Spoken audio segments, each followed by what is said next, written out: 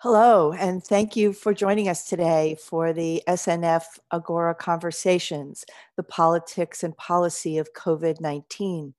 I'm Martha Jones, the Society of Black Alumni Presidential Professor and Professor of History at Johns Hopkins University, and a member of the SNF Agora Institute's Academic Advisory Board. SNF Agora is a relatively new institute at Johns Hopkins, and we examine the challenges to democracy and work to identify actionable solutions. Agora was created just a couple of years ago, but we've launched this new weekly series to offer a social scientific, evidence-based approach to exploring the difficult political and policy issues that are arising now out of the pandemic. I'm very excited to be part of Agora and to lead today's conversation about keeping elections and voters safe during the pandemic crisis. And with us, we have two experts who will really guide us through the conversation. Welcome to PJ Hogan, a principal with Cornerstone, which is a bipartisan consulting firm. Hogan is also a former Maryland state senator. Also welcome to Franita Tolson, who is Vice Dean for Faculty and Academic Affairs and Professor of Law at the University of Southern California's Gould School of Law. Welcome from the West Coast. Today, the three of us will spend about 30 minutes discussing how the pandemic crisis is pitting election security, that is, our ability to hold free, fair, and credible elections, against voter safety, when standing in line at a polling place could literally risk people's lives. We'll be discussing election security in the time of COVID-19, how these crises have historically led to voter disenfranchisement, and the importance of holding elections while also protecting public health. Then we'll open it up for your questions. Anytime during this conversation, you can submit your question through the dialog box, which is right next to the video or just below it, depending on the device you're using. Please note that our panelists are not medical experts, and we won't be answering any medical questions today. So I'm going to get us started. And I thought we might begin by setting the stage a bit. Many of us are watching in real time as the president spars with state governors, notably in Michigan and Nevada. They're sparring over how upcoming elections are going to be conducted. Not only is there disagreement about the merits of voting by mail, there's tension around who has the authority to make the call about how to go forward with June elections that are fast approaching. My law students would call this a problem of federalism, but I think we can break it down a bit and acknowledge that part of what we're seeing is a contest over how power around voting rights is allocated in our country between the individual states and the federal government. So I wanted to ask each of you to, from your perspective, to tell us something about that scheme federalism is shaping this moment. PJ, you're in the thick of this in the state of Maryland, and I wonder how you think about how much latitude the state authorities have when it comes to deciding how we'll get to the polls when it comes to the next election. Sure. First of all, thank you for having me. I take the belief that the states have the full rights to hold elections, to run elections.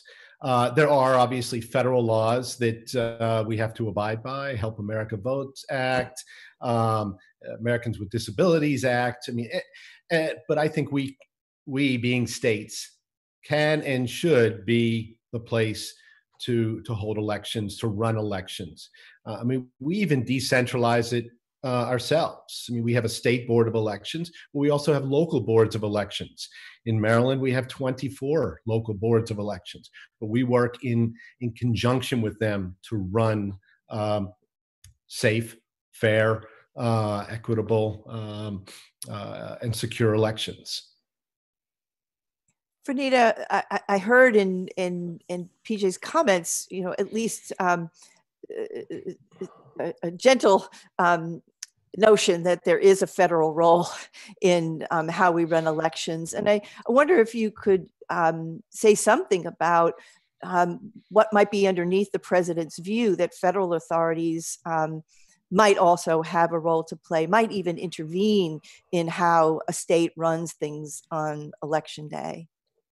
Yes. So our system of federalism, Martha, first, let me say thank you for having me. First things first, I'm very happy to be engaging in this conversation. It's really, really timely. Because if you think about it, a lot of the COVID crisis has been about the power between the federal government and the states and who has authority. And in fact, it mimics our system of elections. So voting in the time of Corona has also implicated these questions of federalism. In normal circumstances, the states have sort of plenary authority over our system of elections. They have control over voter qualification standards. They have authority to set the time, places, and manner of federal elections. So they have a ton of authority. But the federal government also has power in this space. It's just that usually the federal government intervenes when something is going wrong. So probably most famously is when there's racial discrimination in voting. So that is a situation where someone can go into federal court and try to stop the state from disenfranchising them on the basis of race. Or alternatively, Congress can pass laws to prohibit, as they did with the Voting Rights Act of 1965, racial discrimination in voting. But I think the president in particular raises a separate and interesting question, right?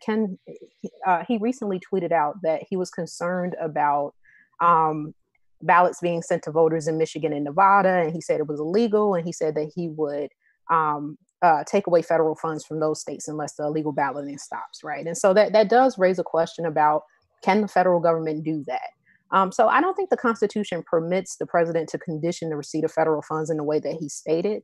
And in part is because the Constitution does give states broad authority in this space. And so unless there's some evidence of wrongdoing, I think that the federal government is somewhat more limited and that the states still retain broad authority in this area.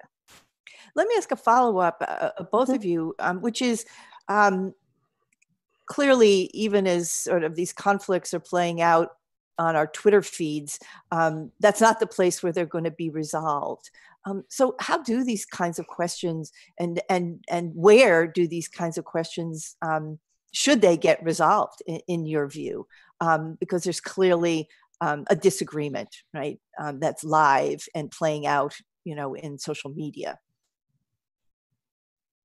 So my sense is that people are still turning to the courts, right? We expect the courts to step in and try to fix this. And a lot of this is unprecedented, right? Just in the sense that this is the first pandemic in our lifetime. And so the courts, the standard that they use is called Anderson verdict. And the standard, what it does is it balances the benefits of the law, the state law governing the election against the burdens on the voter. And the standard is flexible enough where courts can assess whether or not states have properly accommodated voters with respect to voting in the time of the virus, right? And so I think federal courts, because they have this very flexible standard and they can look at the facts on the ground, they are uniquely positioned to sort of think through the issues that states are currently facing with the coronavirus. Now, people may disagree with how courts have struck the balance, but generally speaking, because they have this framework, they can think through these issues. PJ, I can't imagine being on the ground and trying to oversee a June election under the circumstances that we're in, and then also thinking about having to sort of bring that before a court. And how do you think about this? I think certainly it sounds like courts not only have the authority, they have a framework for thinking about it, but my sense is you all are trying to resolve and get to solutions in real time so that we can actually have an election in the state of Maryland as near as the beginning of June.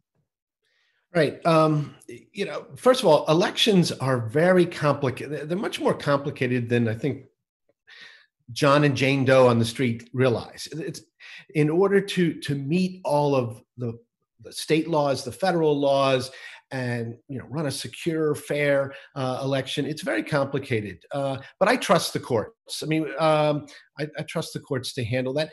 And as an example, when Governor Hogan in Maryland said, I am going 28th to June 2nd because of the COVID-19 pandemic, his proclamation actually said, we must run an election that will meet all state and federal laws.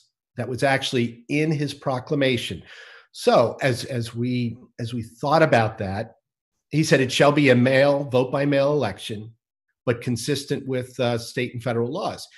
We had to take into consideration, okay, we need an in-person voting center because we need a place for a blind or disabled person to be able to come in and through a ballot marking device, complete their ballot. We have same-day voter registration in Maryland. We needed to make it available for people to come on June 2nd in person, register to vote, and fill out a ballot. We tried to take into consideration all possible situations that people are in. So we are doing a vote by mail election with drop-off boxes, secure drop-off boxes for people to put their ballots in anytime between now and June 2nd at 8 p.m. We have a minimum of one voting center in each county and a maximum of one and a maximum of four, with the exception of Baltimore City, because of some other delivery issues. We authorized them to have 6 in-person voting centers. So all of these decisions were based with the underlying principle of running a fair, secure, available election to everyone. Something Fernita said struck me as a historian, this sense that we're living through something unprecedented, certainly unprecedented in many of our lifetimes. But it's also the case, I think, the historian in me says that we do have some historical touchstones and reference points, that this isn't the first time in our history where we found ourselves in circumstances where elections cannot be run by the typical or the traditional methods. So are there historical touchstones that you all have gone back to as you've been thinking about this? Maybe I'll ask you first, Fernita, if you don't mind. Martha, it's funny you framed it like that. It made me realize I have to correct something I said. I said this is unprecedented in our lifetimes when I should have said most of our lifetimes, because I read about a woman who was alive during the Spanish flu and also is alive during Corona. She's like 104. So to be fair to this amazing woman, most of our lifetimes. But the Spanish flu is an example of a time in which we had elections during a pandemic. And we've also historically had elections during times of great crisis. So the Civil War comes to mind. We had elections during the World War II, and World War I for that matter. We always seem to, and one might say it's just the American way. And, just even if we are in a time of crisis, even if we are in a time of and danger, right? It's kind of dangerous to have elections during now, but we are trying to figure out how to make it work. And I do take a sense of pride in that. The fact that no one has said, in November there won't be an election. The conversation has been around how are we going to make the election safe for voters to come out and cast a ballot in some places or vote by mail and others, right? That has been the conversation. It hasn't been about canceling. I think it's just historically, we've always had elections because we need that democratic stamp of legitimacy in order to move forward. And so, there is a pride. As an election law scholar, I do have a sense of pride around that, the fact that we move forward regardless of what's going on. The Spanish flu has become a subject that we've come back to. Is that for you, PJ? Is that useful, or are there other kind of historical precedents that you've been using to think through these questions? Well, I'm much older than Fernita, but I was not alive during the Spanish flu either. But I not to exactly echo what Fernita said. As vice chairman of the Maryland State Board of Elections, I'm very proud that we never ever had any discussion about canceling an election. We were always focused on how we're going to have an election. How do we do it and meet all of these different parameters?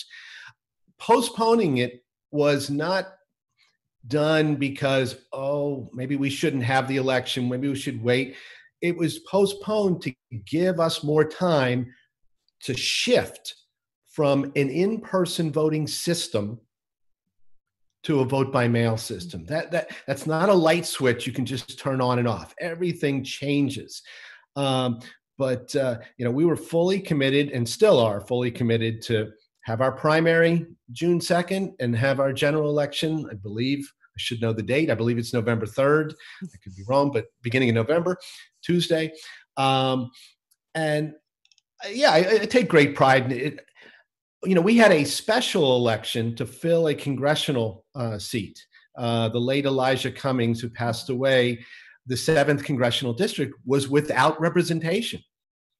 And we did not delay that. We set that April 28th.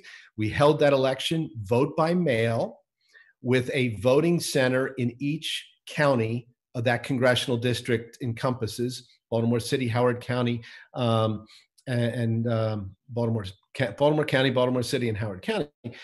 And I'm very proud that the turnout for that election was over 35%. Now, that may sound very low to some, but we historically don't have real high turnouts. Especially, this was a special election, not hotly contested, to be honest. I mean, some of the candidates may feel differently, but it was not a close election. Now Congressman Mfume, won. But I was very proud that it went off basically without a hitch and a pretty good turnout. We obviously are striving for 100% turnout, but all we can do is keep making it easy for people to vote. This idea of, I think it's Michigan, sending out applications, not ballots, applications to every registered eligible voter in the state. And President Trump apparently, feels it's wrong. All they're doing is making people aware of, here, if you don't want to come to a polling place, here you can vote by absentee. Here's the application, fill it out. To argue against that, doing that, makes no sense to me. We want to make it easy for people to vote and secure and fair. I'm reminded that among our viewers today are people from outside of the US who might find it remarkable, to say the least, that the way Americans vote in the state of Maryland versus the state of Michigan versus the state of California, it's not the same.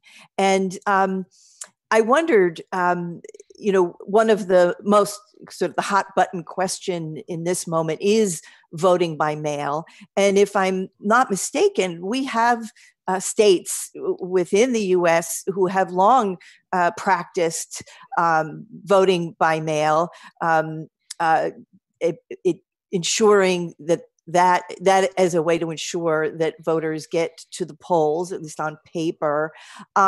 So I wonder what states you're looking at, and I've heard a mention of Michigan, but I wonder where there are examples where this proposition that many places are going to turn to voting by mail, where that's been in practice, and what you've learned from studying those examples. Well, I was thinking of Oregon, but I'm sure there are other places. Yeah. Yeah. I've certainly learned a lot from, just in trying to inform my thinking around all of this. Prior to all of the fallout from the pandemic, there were 5 states that conducted their elections entirely by mail. So you mentioned Oregon, but Colorado, Hawaii, Washington, and I think Utah is the other one. They did their elections entirely by mail. And so just based off of that, we know that this is something that could work. And in other states, it's easy to vote by mail. I live in California, for example. I vote by mail in every election, but I also have the option of voting in person if I so choose. So all states pretty much have some provision to vote by mail, but they vary in terms of whether you have to provide an excuse in order to get an absentee ballot. But generally speaking, the problem is not whether or not a state allows people to vote by mail. For me, the issue is whether or not states can accommodate the volume. Because in November, there will be a ton of requests for ballots by mail. For those states that will opt to do some combination of vote by mail and vote in person, you're still going to get a ton of requests. And as we saw from the primary season, there are certain situations in which people were requesting ballots and they were not receiving them. And the post office will be overwhelmed in November. So the question is whether or not election administrators are making provisions and plans now in order to prepare for the onslaught of November. And it really does have to be now. It can't be something that we worry about in the fall. It is also something that requires federal funding, right? So far, the federal government has funded, I think, $400 million towards election administration. But we need more money, right? This is something that's going to cost somewhere in the neighborhood of a couple $1 billion, not hundred millions of dollars. And so I think there are some obstacles for November, but if we start now and start planning, this is something that we can get ahead of. PJ, are there states that you're watching, and what are you learning? Yeah, actually, my favorite is Oregon. I think Oregon has done it very well. And to Fernita's point a second ago about we need to decide now, we've actually asked the governor of Maryland, please let us know, make a decision about November, whether it's going to be vote by mail or not, no later than the middle of June. Okay, because we need to know, and because we certainly don't want to basically run a dual track of not knowing. Okay, so we're going to do November general election is going to be vote by mail. Prepare for vote by mail and prepare for a regular in-person voting. I got to tell you, I'm becoming a fan of vote by mail. Here's why. In a normal voting in person election in Maryland, we have 1,578 polling places around the state. Those all need to be staffed with they're basically volunteers. They are paid a small stipend, but we've had cases over the years where the judges of the polling place didn't show up, so the polling place couldn't open, or there were extremely long lines and people got frustrated and left. There are downsides in some ways to voting in person that don't exist in vote by mail, where you can fill out your ballot, put it in a secure election drop box or in the mail, or take it in person. I think there always should be some in-person site for people to go to, whether like I said earlier, whether it's a blind or disabled person or someone that needs to register at the last moment, they changed their address, they've moved, so they're in a different district and need to get the proper ballot. But I think we can. I think we can pull it off. And like Fernita said, it is taking some additional, we need the funding because it's a change in systems and investments to make sure it's secure. It's not only voting but it's canvassing and counting the votes afterwards. And you need to, like, we have installed security cameras at all of the drop-off boxes. We've installed security cameras in the rooms where the canvassing, the counting of the ballots will be done. That's all an expense that we didn't have before. You know, I'm listening to you, and, you know, I'm a historian of voting rights, and I confess that it's arresting, the idea that we would move away from that ritual that in U.S. history, you know, has some really they're defining moments, right? When Americans, particularly Black Americans, for the first time come to the polls. So in those years immediately following the Civil War and early Reconstruction, when African-American men come to the polls for the first time. But many American women, though not all American women, many American women after 1920 and the 19th Amendment, again, coming to the polls for the first time. And I confess, I vote in person here in Baltimore City. And, you know, it's that day where I see my neighbors get kind of writ large in a way that I never do, you know, with the busyness of everyday life. And even when the line is long, hopefully I've left enough time, and it's a chance, right? To chat with people, to see people in a way. So I'm hearing the merits, and particularly I think the numbers are persuasive, right? The percentages, right, are persuasive. If in fact we overall net more voters after a vote by mail election than we might in an in-person election. But boy, there would be a lot of ink spilled on what it means to lose election day. You know, I was a poll watcher when the two years President Obama was elected, in voting precincts in Detroit, and watching families come out and vote together in person as part of communities. So I think that will be certainly something historians will be really interested in coming back to as our norms around the vote change, and safety and efficiency and effectiveness competes with other things. So let me just ask you one more question, and then I'm going to turn to some great questions that are coming in from our audience. So thanks for folks for posting those. Please continue to do so. But I really just wanted to ask you how you're going to vote on your next election. Franita sort of tipped her hand, but I wanted to show PJ in particular that I got my ballot in Baltimore City, and I got a pro tip that reminded me I need to sign the back of the envelope. So we're all learning, but do you know what, you know, do you anticipate what the next election day will be like for you, for your family, for your neighbors? How will you get to the polls, so to speak? Well, I personally have already received my ballot, filled it out, and put it in the mail. I already mailed it. And I stood for election 4 times for the state Senate. Okay. And as a candidate, I loved election day. I loved going to the polling places, saying hello to people, asking for their vote. And yeah, there's a ritual there that,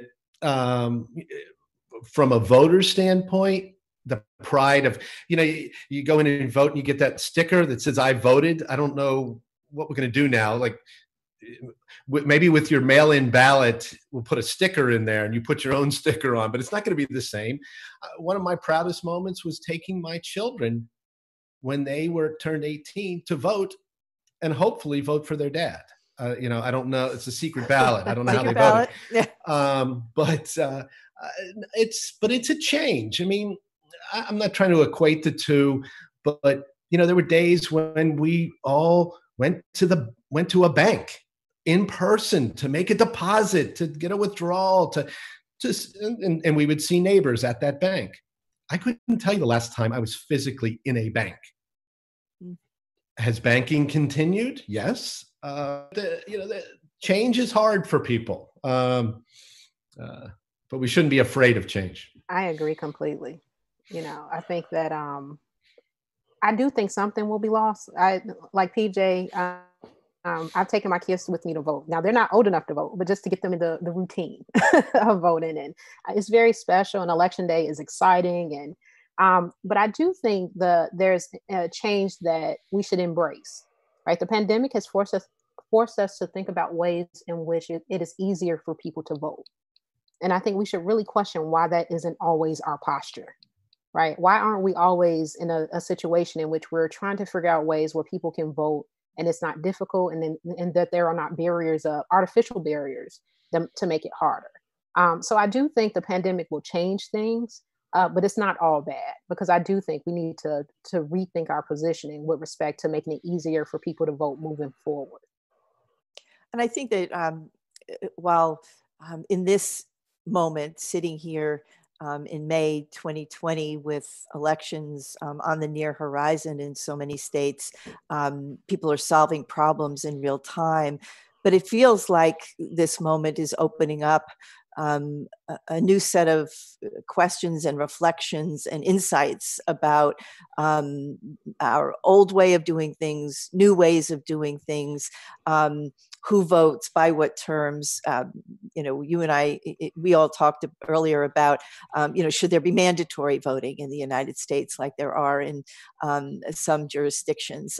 So we're perhaps at the beginning of a really important conversation and rethinking of not only the meaning of the ballot and protecting access to the ballot, but those important, essential, as you all have made so plain, the nuts and bolts that go into actually holding an election and having voters and the collective come out feeling like it was full and fair and equitable in every sense. And so maybe there are things we're learning in this moment, even as we don't quite have the luxury of writing them down. But let me go to the questions, if I could, from the audience, because there's some good ones here.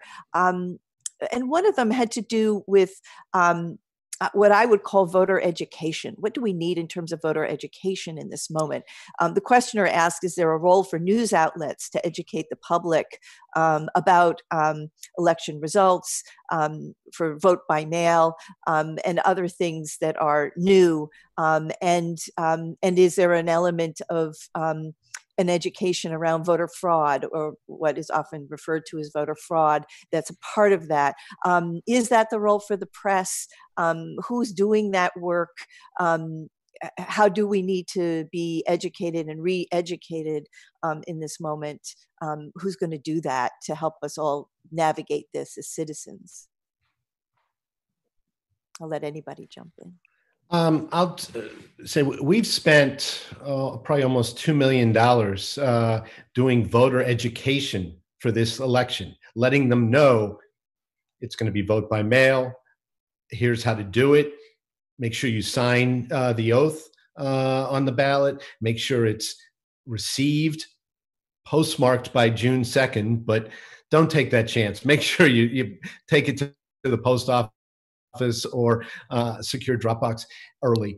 And we spent a lot of money in all kinds of media to try to educate voters, make them aware of the date of the election, of how to vote. And that's our responsibility to make sure that education effort is accomplished, and make sure we get to everyone, not just pick the major media outlets, to try to get into all types of outlets, social media, specialized media, where so all demographic parts of our state receive the message. I agree with PJ. I think that it is incumbent upon the states to put resources into educating voters. And jurisdictions take very different approaches to this. When I lived in Florida for 8 years, and there were not as many resources put into voter education as one might expect, given that Florida is a swing state.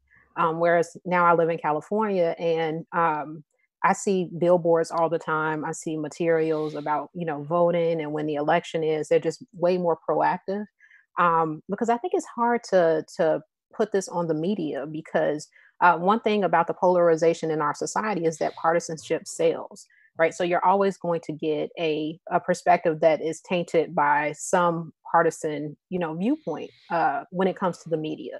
And so I think because of that, because this is a time of high polarization, it's even more important for states to kind of pick up this role. But of course, I say that understanding that the resource problem is real. But I do think that they are probably a more trusted source and I don't mean to sound like a conspiracy theorist and saying that the media can't be trusted, but just in terms when we talk about core civic education, that it is easier for the state to take up this role than to put it on the media. Let me ask you something that I think is probably on everybody's mind, and it is about the scenes from Wisconsin. One of our viewers asks, how can states ensure that all precincts can ensure safe social distancing measures and also prevent the kinds of lines that we saw in Wisconsin just this past spring? Can you speak to us about Wisconsin and how we're going to avoid what happened there? When we made the decision about how to run this election, that was back in early April. We didn't, this is an evolving thing. We were told at that time the pandemic would peak in Maryland by July 4th. And some people said, "Oh, it'll peak way before that." Or, we've heard all kinds of people say, "This is just the flu. It'll go away." Oh, the worst case scenario. We spent a lot of money, and what we didn't want is a mass number of people to be standing in line to vote, and God forbid, get COVID-19. I didn't want that on my hands. That's why we limited the number of in-person voting centers, and we have very strict procedures on how people should be spaced out. Not only the voters, but the poll workers themselves. And we've encouraged, and the governor has encouraged people to take the opportunity to vote by mail. But you can vote in person. We basically had a test run with that special election, April 28th. And like I said, I think it worked out fine. We were pleased we learned some lessons from it, and we've made some adjustments. So I'm confident that June 2nd and November 3rd will be successful. Yeah, Vanita, what did you see in those images? I'm interested to know. Oh gosh! Besides my blood pressure rising uncontrollably, Wisconsin. So a part of me tried to be somewhat understanding, given the fact that the facts on the ground was changing so fast. But one cannot overlook the fact that there was this power struggle between the state legislature and the governor, and that really ended up doing a disservice to the voters trying to cast a ballot in Wisconsin. And then one of the things that the Wisconsin incident revealed is that we expect the federal courts to be involved in this. They are, as we talked about in our conversation, they are equipped to deal with these types of disputes. That doesn't mean they will always save us. Right. Because when the Supreme Court weighed in on the Wisconsin dispute, one of the things that dismayed me about the decision, which basically reversed the lower court that said that any mail-in ballots received by April 13th, which was 5 days after the election day, should be counted. They reversed that and said that, our norm is that ballots have to be postmarked by election day. Anything that is not postmarked after that date, by that date, should not be counted. But if you read the opinion, one of the things that I found particularly distressing is the fact that the court proceeded as if this is ordinary times, right? They talked about in an ordinary election, this happens. And what the district court has done here is extraordinary. But I'm like, this is extraordinary. Everything about what we're living through right now is extraordinary. And so it's really important for courts to review what is occurring at the state level with the understanding that election officials, governors, public health officials are dealing with trying to run an election in the middle of a pandemic. And when the Supreme Court issued their opinion, I just didn't get a sense that they were looking at the dispute in that lens. And that troubled me. because that lens is important, right? One of the reasons why the lines in Wisconsin were so long is because a lot of people did not receive their ballots in time to mail them back, right? They didn't receive, if people have done what they're supposed to do, right? They requested the ballot before election day and it doesn't come. The court should take that into consideration in thinking about whether or not there should be some exception to when ballots are received and when they should be counted. But you didn't really get a sense of that from the Supreme Court's opinion. And so I think in part, Wisconsin showed that, yes, the federal courts will be up to their elbows in these disputes, but sometimes they don't get it right. And sometimes it's also possible that they are not considering the full scope of what's going on. The fact that this is a pandemic. Yeah. PJ touched on this, but I think it's worth addressing head on. One of our viewers asks, are there legal precedents? What are the legal precedents, we might say, for postponing the general election in November? Is this something that we should be worried about? So I know that there have, and I've actually gotten this question quite a bit about whether or not the president can cancel or postpone the November election. And it's actually set by federal statute. So in order for it to be postponed or moved, Congress would have to pass another statute in order to replace the November 3rd date. So he can't do it unilaterally, but there are some precedents in which elections have been postponed or canceled. So Hurricane Sandy is an example that comes to mind in which an election had to be moved.